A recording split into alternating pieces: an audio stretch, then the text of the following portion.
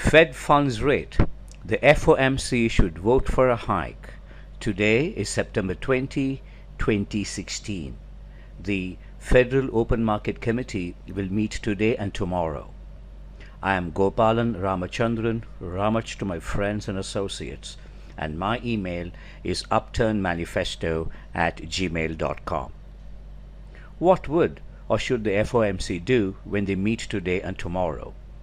We began work on this a while ago. We have adopted a step-by-step approach, and in the most recent video, we had inferred that America does not trust its households. Uneven and dysfunctional benefits. The Federal Open Market Committee will have to reckon with the following when it meets today and tomorrow. Liquidity has surged since 2008. The near-zero Fed funds rate is a result of the loosening. Families, firms, and government have not been evenly served. Non-financial corporations and government have been the biggest and the principal beneficiaries of the near-zero Fed funds rate. Households and families have not been the principal beneficiaries of the near-zero Fed funds rate. This is wholly dysfunctional, since all savings, all profits, and all taxes in the economy are wholly produced by households and families. Companies are merely channels, and the government is merely a facilitator. The source of all savings, profits, and taxes in the economy, we have to give this: families and households. The recovery has been held back. The federal funds rate was between 0% and 0.25% from December 2008 until December 2015. 7 long years of near-zero Fed funds rate. And in 2 videos, one in December 2015, another in June 2016, I've discussed with a financial or an economic model to explain why the near-zero Fed funds rate has held back the economic recovery. Now, the time has come for the FOMC to do something significant to move away from the near-zero Fed funds rate. The good news: the economy is doing well. A hike in the Fed funds rate will be a signal from the FOMC to say it knows what is going on. Let me have 2 simple signals that I read.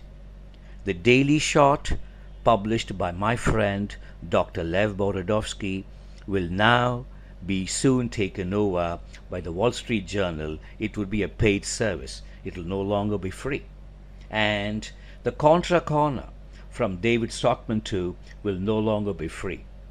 When email newsletters pertinent to the economy and the financial markets go from being free to paid, it means that the publishers know that something is going right in the economy. Remember the efficient markets hypothesis. So the economy is doing fine, but it can do much better. Let's consider some more data. Real median family household income shot up by 5.2% in 2015. Real median family household income went up, and the emphasis here is family household. They aren't the same, and you notice that to the right I have a blue arrow showing that median income has indeed gone up. Households are classified by the Census Bureau into family households and non-family households. Real median income of family households rose for the first time since 2007. It's difficult to ignore the association between declining and or static real median income of family households with the near-zero Fed funds rate, and that's very important. So long or as long as the Fed funds rate was flat, incomes were also flat or falling. Real median household income, which includes family and non-family incomes between 2007 and 2015. The median income began to rise after 2012, a significant fall in the years 2009, 2010, and 2011. It again dipped and subsequently been rising. But what we need to take notice the pre-recession real median household income was about $57,000. Let's move on to government. Total public debt has surged to over 100% of GDP. Government debt to GDP used to be about 60% before the crisis. It's now over 100%. But spending on infrastructure has declined significantly, especially from 2010. Government gross investment as a share of GDP has been declining. Gross investment here refers to such investment that increases the capability, which is net investment, plus those that are required to overcome depreciation. And if gross investment is on the decline, we could actually infer that net investment may not be good enough for a robust economy such as the US's. Infrastructure is aging too. The average age of infrastructure in years has been on the rise, and there's been rapid aging since 2010 as a consequence of the very low investments made. The gross investment has been low. Highways and streets are on average 28.4 years old, and public transit, airports and ports about 20.1 years old. The numbers used to be far more favorable, but the aging will definitely show up sooner than later. And what about companies? They've been borrowing. They've been big beneficiaries of the near zero Fed funds rate. And what they've done with the money is buy back their own stock. Edward Yardeni and Joe Abbott of Yardeni Research provide this data.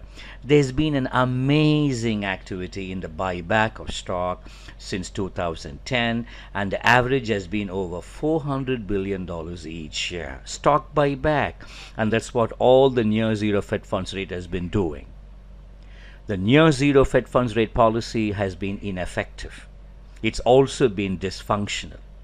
The policy has had unintended adverse effects, and we will re-examine the reasons soon.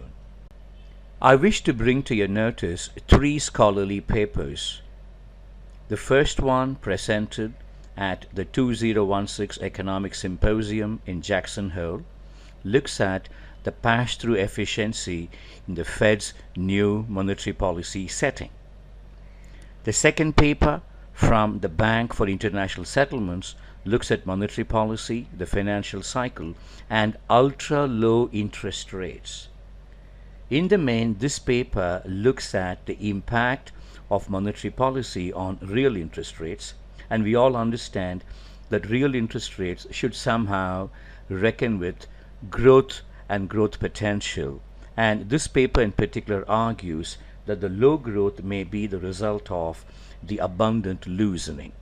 And finally, a third paper, which involves Ryan Decker, an economist at the Board of Governors for the Federal Reserve System, looks at the declining business dynamism, implications for productivity.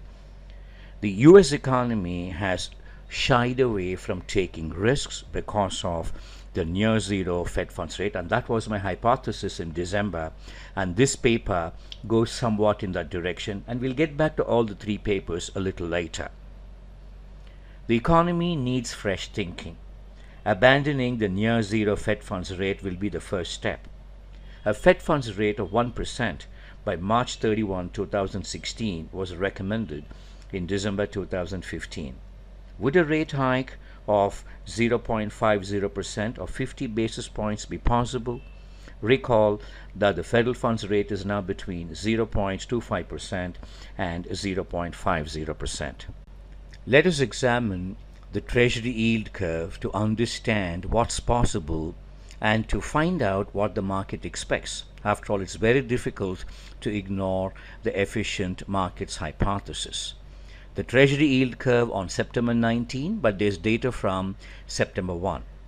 The 1-month Treasury yield has dropped significantly from 0.27% to 0.16%. The 1-month Treasury yield is highly correlated with the Fed funds rate, and therefore I can guess that the market does not think the FOMC would vote for a hike. There's room for hope, however. The 30-year yield has shifted up from 2.23% to 2.45%, therefore making room for the possibility of a short-term hike. Had the long-term rate been very low, a short-term hike would have flattened the yield curve. Therefore, from the perspective of possibility, there is a great potential for the FOMC to vote for a hike, but in terms of expectations, the market thinks there would be no hike. So let's mix the two things together. The FOMC may choose to vote for a hike by 25 basis points. The probability of such a vote is just about 50%. The September 2016 meeting of the FOMC is very significant, therefore. A vote for a hike by 25 basis points would shake things up, and that would be favorable to the economy. Let's see what they do. Thank you for watching this video.